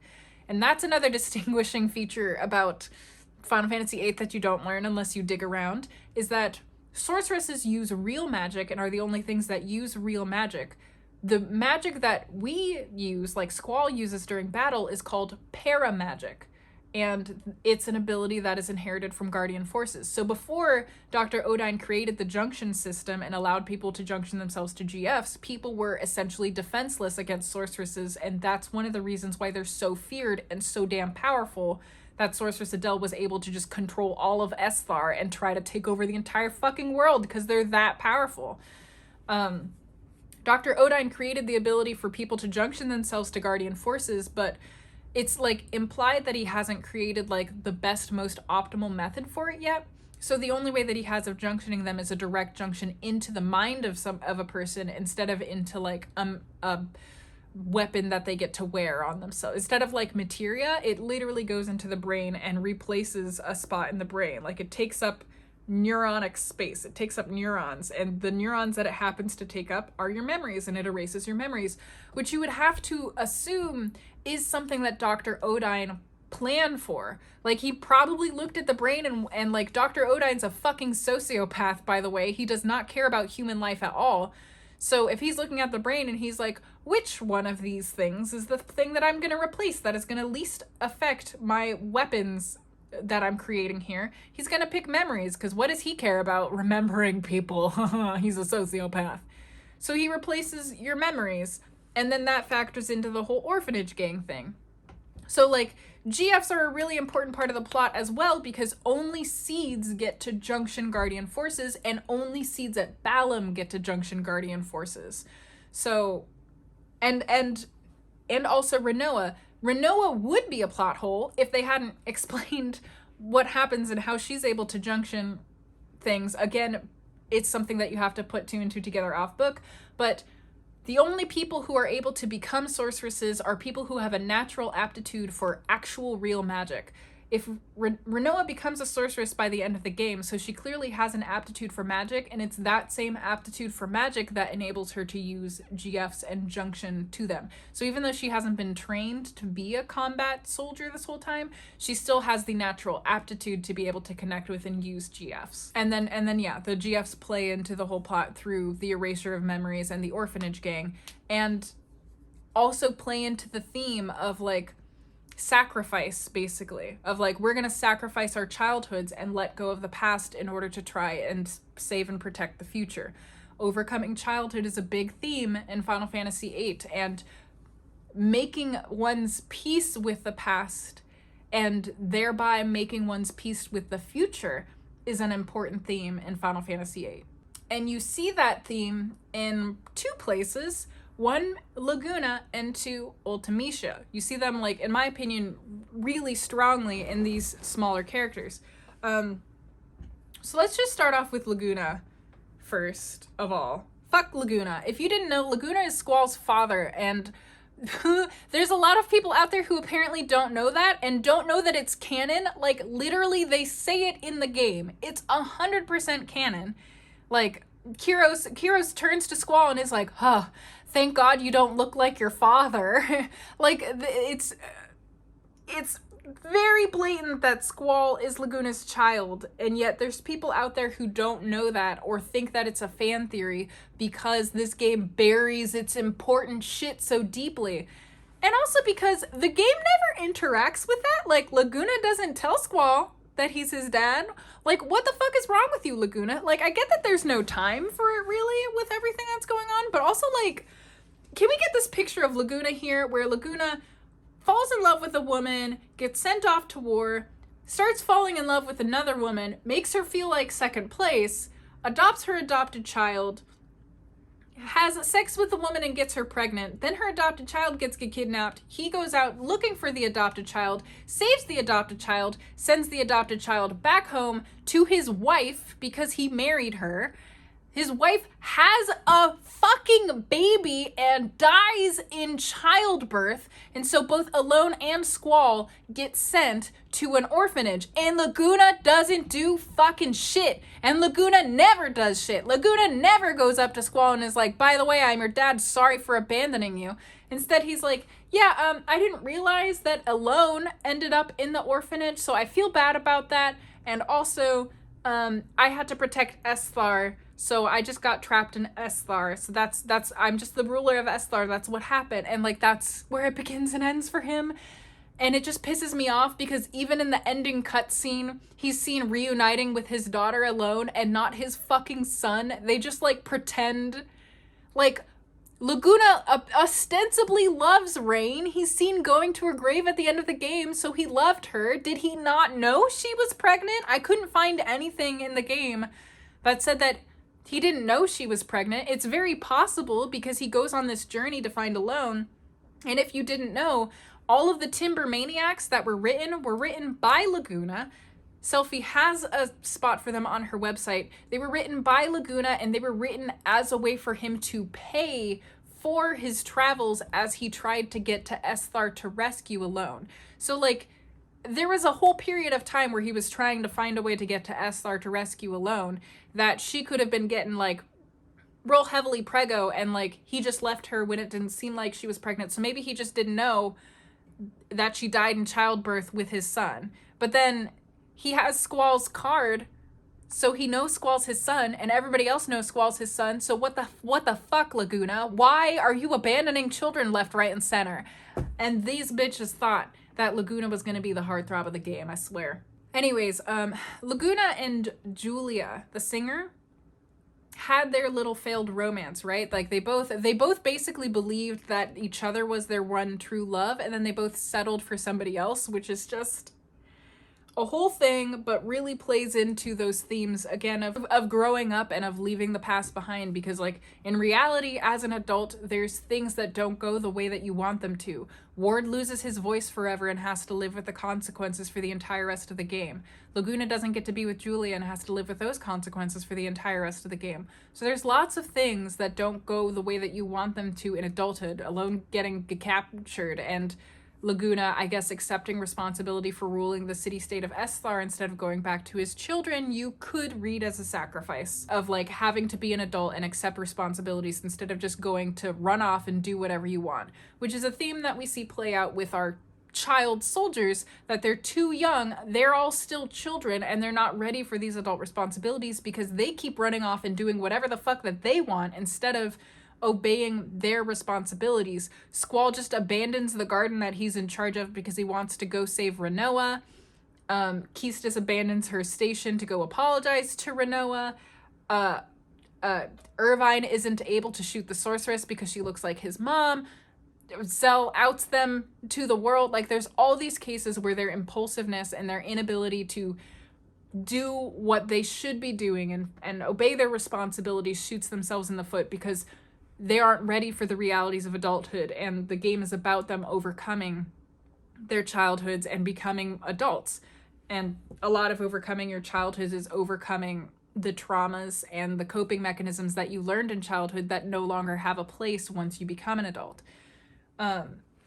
So it turns out that, like, one of the ways they show this theme is that Laguna and Julia, who had this failed romance, Laguna's child, Squall, and Julia's child, Renoa, end up falling in love with each other and getting to live out the one true love in the future, which I guess could be, like, a really interesting theme about, like, how, like, love always finds a way and something like that. honestly, it's one of those things that, like, it's a theme that I kind of see a lot more in Eastern media than I do in Western media, so I don't necessarily want to say too much about like why it is the way that it is, or like why I feel that way about it, but it's definitely a thing. So you see the past being overcome or like fixed in the future with Squall and Renoa. And that's all I have to say about Laguna. Honestly, Laguna's parts, while he has the best music, they're one of the weakest for me in the game. I understand that Laguna is meant to be a contrast to Squall because Squall doesn't say anything and he thinks too much to himself, and Laguna literally never thinks before he acts. But I just get frustrated with him and the whole dad situation. And then the last thing that I wanted to talk about was Ultimecia. I mentioned when I was going over, I said one of the things I wanted to put a pin in it. Difference in her English speech and her Japanese translated speech. And I don't have the English speech like for you to like compare and contrast, unfortunately. But I do have the translated speech in English. So this is the translated speech that Ultimecia says through Adia's mouth when she's like first taking over the city of Delling and like installing herself as the ruler of Galbadia. It reeks, filthy fools. Since time immemorial, we witches have lived within illusion. The foolish fantasy you produced. Adorning their bodies in dreadful costumes, the witches who curse virtuous humans by means of cruel rituals. The terrible witch who burns your green fields and freezes your warm homes with ruthless magic. Worthless. Now that the witch from the illusion has come to be seen as a friend of Galbadia, you sigh in relief. Who's dreaming fantasy after fantasy?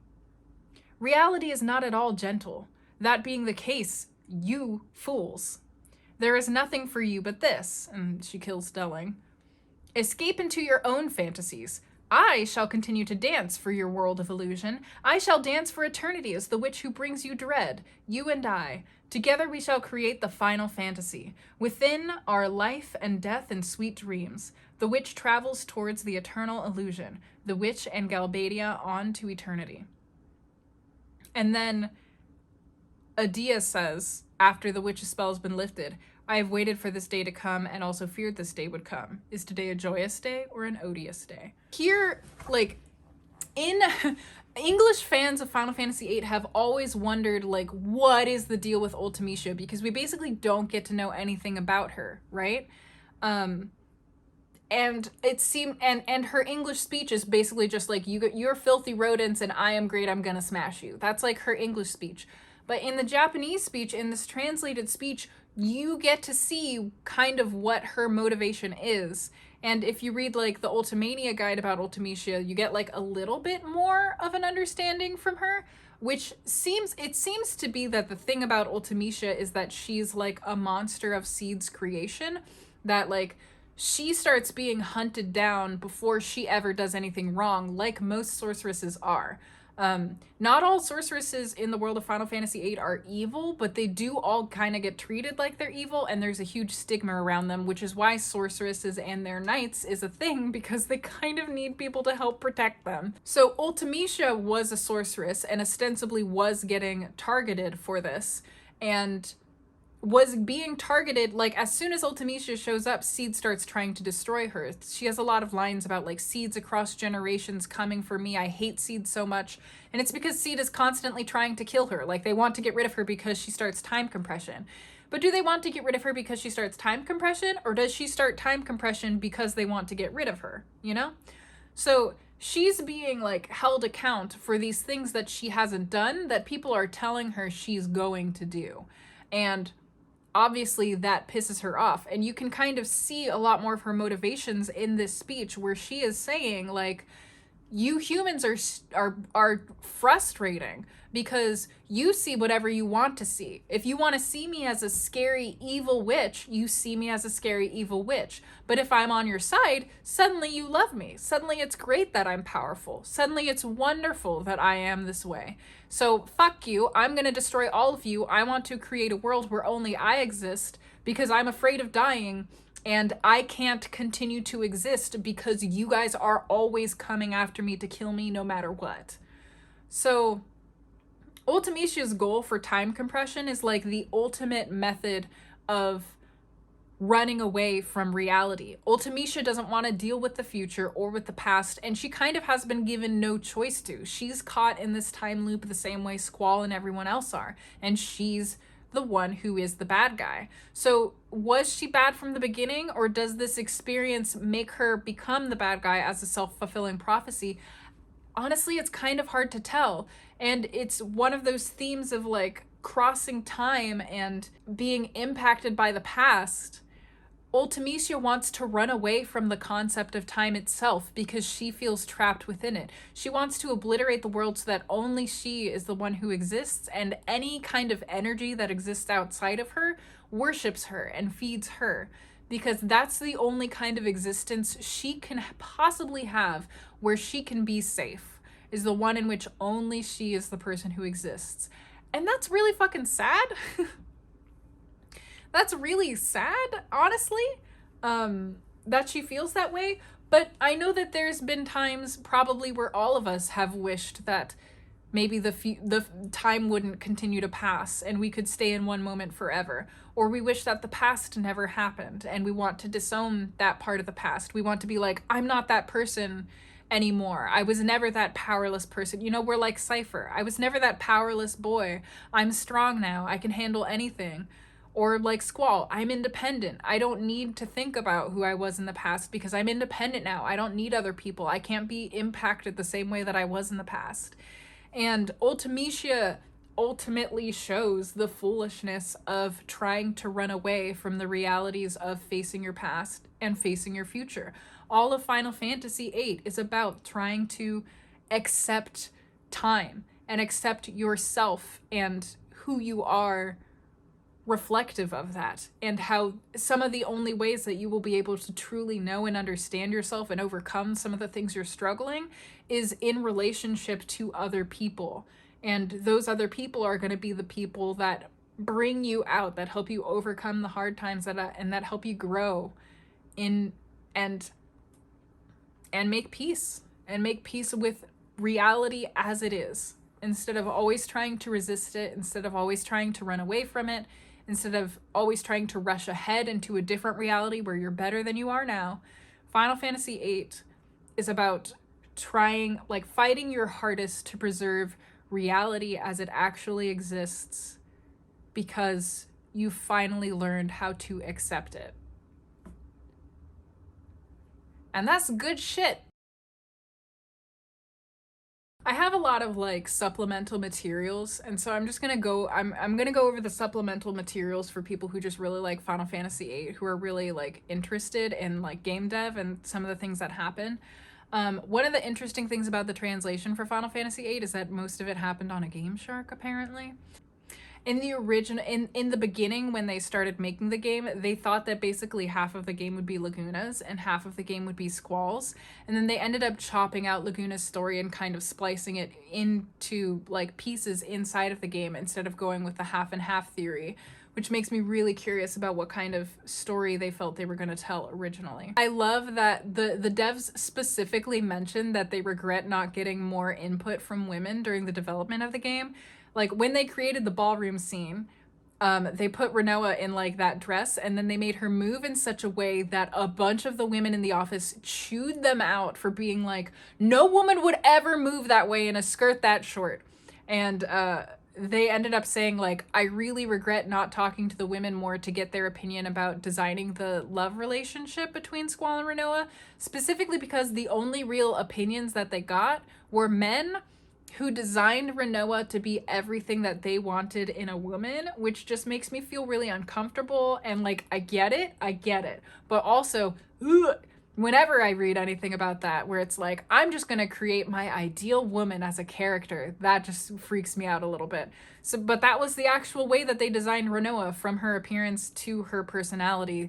They just like got input from every guy in the office about what they liked best in women and made Rinoa. So that's uncomfy. I too wished they had more input from women. Sakaguchi, who's the scenario writer, mentioned that like one of the themes of Final Fantasy VIII was love, And he interpreted that more to be about falling in love.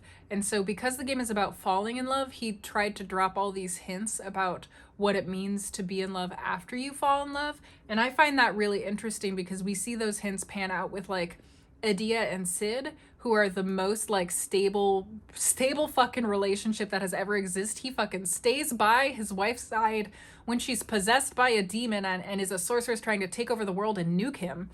So okay. And then we have like General Caraway and Julia Hartley, who like apparently fell in love with each other, and then as soon as she died, the connection between him and her daughter was gone.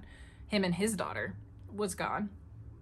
We have Laguna and Julia, who fall in love but then never really get to explore their love whatsoever, and so they just remain as internal flames in each other's lives.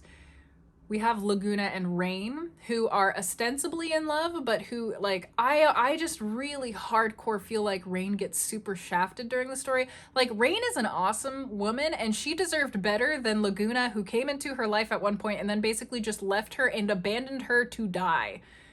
Like, probably he didn't know that she was dying, but like Alone literally states at one point that her entire goal for trying to transport Squall into the past was to change it so that Laguna could be with Rain when she died, because she was there to watch Rain die and she saw Rain crying out for Laguna and him not being there for her. And then she died. Like, that sucks. Rain gets so shafted. She even gets like Laguna has the option to ask about Julia in front of Rain to Kiros, and then Kiros is like, oh, that woman that you were super in love with, yeah, she's married to somebody else now. And like Laguna's still very much clearly still in love with her, and like Rain's just like, who's Julia? And I'm like, this woman gets so, oh no. Like, it's fine. I know that, like, you know, people love other people before they get together with their main couple, but at least as far as I am concerned, with my extremely monogamous ways, I better be the number one in your life. I better not be nobody's number two. If you were curious about more of the translational differences between the game, honestly, it seems like most of the translation was fairly good, but some of Squall's like phrases get translated just into whatever in English as an attempt to make a catchphrase, because he had a catchphrase in the Japanese version, and in the English version it becomes whatever, but they replace certain dialogues with whatever. And I read at one point that was a function of limited character dialogue boxes, again, because they were translating the game through a Game Shark initially, so they didn't have the ability to change the dialogue boxes to input more information into them if they wanted to. And you see this a lot with games that are translated, especially old games that are translated from Japanese into English, just like conversations where the dialogue boxes are like, there's like a whole chunk of text, and then the next chunk of text is just like one line, but the dialogue box is still huge. And that's just a matter of the character differences between Japanese and English, where in Japanese, you can say a lot more in a smaller character amount. Like, you can say a lot more in 10 characters than you can in English, because 10 characters in English is like I space DON apostrophe T space KN. You can't even say I don't know in 10 characters. So I honestly interpreted these as a case where a lot of these phrases in Japanese are easy to put into smaller dialogue boxes, because he just has like ... phrase. And you would have to expand the dialogue boxes to get the nuance, so instead they just translated it to whatever. That's how I interpreted that. One of the pins that I wanted to remember was that you graduate with a seed called Nita, and Squall forgets his name, and if you talk to Nita again, he points that out. He's like, I graduated with you. Why can't you remember me? And he gets really insulted. And Squall's like, oh, I'm sorry. And there's all these points in the game where Squall is forgetting people's names, and he's forgetting that he met them. And they're like, wow, you don't remember me? Figures. And that's an effect of the GFs. So there's a lot of foreshadowing of the GF's ability to make people forget things that you don't see if you're not paying attention. So I couldn't find the source that I had read that said that the game had to be pushed out before it was completely finished. I found a bunch of sources where they talked about how they couldn't put things in because it was over budget, or because they didn't have enough time to put it in, which like kind of implies that they could have run out of time, but I couldn't find the thing that actually said that the development time was like that they had to rush it out before development was fully finished. So I take that back. I take responsibility for that misinformation. Thanks for coming to my TED Talk. I hope this was illuminating about Final Fantasy VIII. It really does just frustrate me. I hope that they remake Final Fantasy VIII sometime. I found when I was reading interviews that they did at least at one point consider remaking Final Fantasy VIII because I don't remember who it was, but one of the creators was asked about the Squall is Dead fan theory, and he was like, that's not real, but if we ever remake the game, I'll probably keep it in mind. So, like, very interested in that. Please remake Final Fantasy VIII. But I hope I was able to explain both, like, why a lot of people initially really didn't like Final Fantasy VIII and why it has a reputation for having a really bad story. When in actuality, the story itself is not the problem. It's the way the story is told, and it's the way that the narrative is designed into the game that makes it just so easy for people to miss out so much information that is necessary to give these characters and the world the complexity that it truly has. It's necessary to expose the complexity that the characters and the world actually has. These characters are really thoughtfully created, thoughtfully written. The world is thoughtfully built. The plot was thoughtfully plotted. But if you don't prepare people for these kinds of heavy ideas in advance, then they're gonna feel like they come right out of nowhere, and the whole game is gonna feel like it's like a patchwork quilt that people are patching together instead of a cohesive story.